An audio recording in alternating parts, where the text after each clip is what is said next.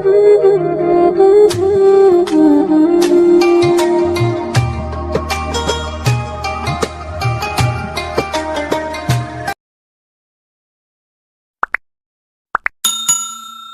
علیکم دوستو، کیسے ہیں؟ الحمدللہ خیریت سے ہوں گے۔ آپ نے میرا تھمبنیل پڑھ لیا ہوگا۔ اس میں آج آپ کو فرشتوں کے ذکر کے بارے میں بتاؤں گا کہ اللہ رب العزت نے انسانوں کو تو مٹی سے اپنی عبادت اور اطاعت کے لیے پیدا کیا ہے۔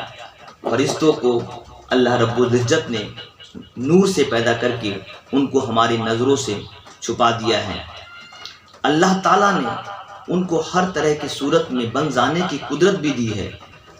ہوا بن جاتے ہیں، آدمی یا کسی جانور پرندہ وغیرہ کی شکل میں بن سکتے ہیں۔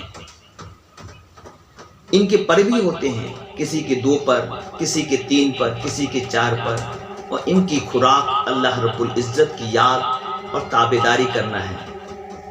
تمام زمین اور آسمان کا انتظام اللہ رب العزت نے ان کے سپرد کیا ہے۔ وہ کوئی بھی کام بنا اللہ تعالیٰ کے حکم کے خلاف نہیں کرتے ہیں۔ ان میں یہ 4 فرشتے بڑا رتبہ رکھتے ہیں اور بہت مشہور ہیں۔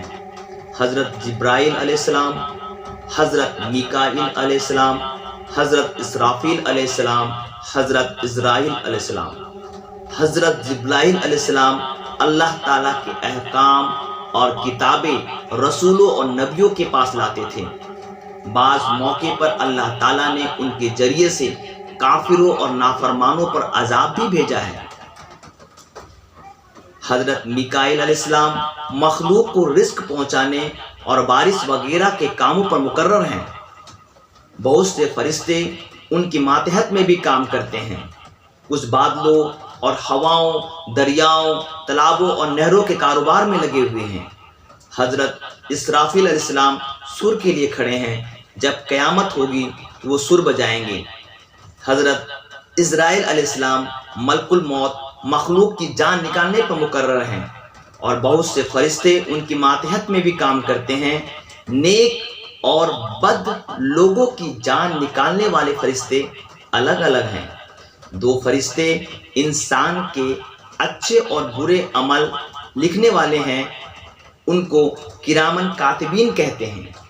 بعض فرشتے انسان کو مصیبت سے بچانے پر مقرر ہیں، اللہ تعالیٰ کے حکم سے حفاظت کرتے ہیں۔ بعض فرشتے جنت اور دوزخ کے انتظاموں پر مقرر ہیں۔ بعض فرشتے ہر وقت اللہ تعالیٰ کی عبادت اور یاد میں مشغول رہتے ہیں۔ بعض فرشتے دنیا میں کام کرنے آتے ہیں، ان کی صبح و شام بدلی بھی ہوتی ہے۔ صبح کی نماز کے بعد رات کو کام کرنے والے فرشتے آسمان پر چلے جاتے ہیں اور دن میں کام کرنے والے آ جاتے ہیں، اور عصر کی نماز کے بعد یہ فرشتے چلے جاتے ہیں اور رات میں کام کرنے والے آ جاتے ہیں۔ بعض فرشتے دنیا میں پھرتے ہیں، جہاں جہاں اللہ رب العزت کا ذکر ہوتا ہے، جیسے قرآن مجید کا پڑھا جانا، دین کا سننا سنانا، بزرگوں اور عالموں کی صحبت میں دین کی باتیں سیکھنے کے لیے جمع ہوتے ہیں، وہاں حاضر ہوتے ہیں اور ان کے شریک ہونے کی گواہی اللہ تعالیٰ کے سامنے دیتے ہیں، اور یہ سب باتیں قرآن و حدیث میں موجود ہیں۔